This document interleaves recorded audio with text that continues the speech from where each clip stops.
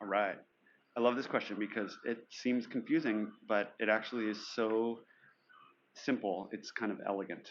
Now, first of all, um, find the area of the shaded portion. So what we really want is we want to find the area of this entire rectangle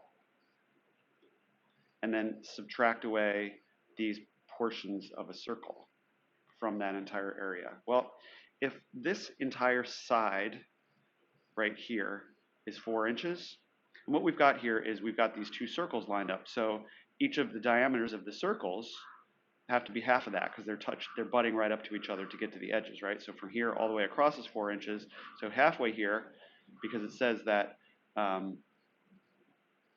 well, all the circles are the same. And I don't know that it says it, but it is true, and you can visually see it because these are the centers. Okay, so that means that the diameter of this is 2, and the radius is 1. So this is 1, and this is 1. So the rectangle has a side length of 2, which makes sense because it's exactly half of the 4, right? It's like 2 radii, and the other 2 radii are not in. So we have a 2 by 2 rectangle, or square rather. So we have a 4 square inch rectangle, and what we're going to subtract away from that, check it out.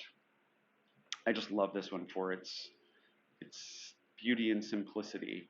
Um, this is 90 degrees here, right from here to here, 90 degrees, right?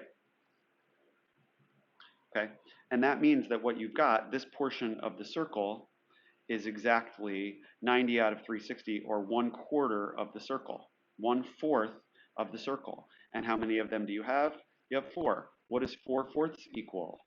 4/4 is equal to 1. So that means that this area in red here, these circular parts inside the square, is equivalent to one circle.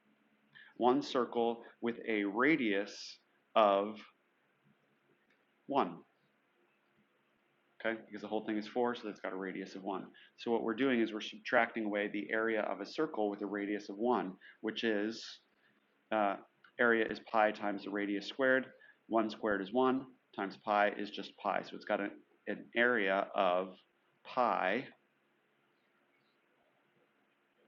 inches squared units of area. So when we subtract that away, essentially what we can do is we can say, we know that the units are inches squared, okay, but what do we get? We get 4 minus pi. 4 minus pi, and that amount in square inches is going to be what the area is. Where do we see that? We see that in answer A. Okay, so a big important thing for you to be able to see is if you have 4 quarter circles, that makes one circle, and that will be the circle like it was sitting there. We could take those pieces and rearrange them, and it would just look like a circle sitting in the middle like this. I'll just draw it. But essentially it would be the exact same area of that square if instead of putting them like that, we had done it like this, put that circle there in the center, and then talked about this shaded part. That would be an equal amount of shaded parts. And you can see that if you split that up right here,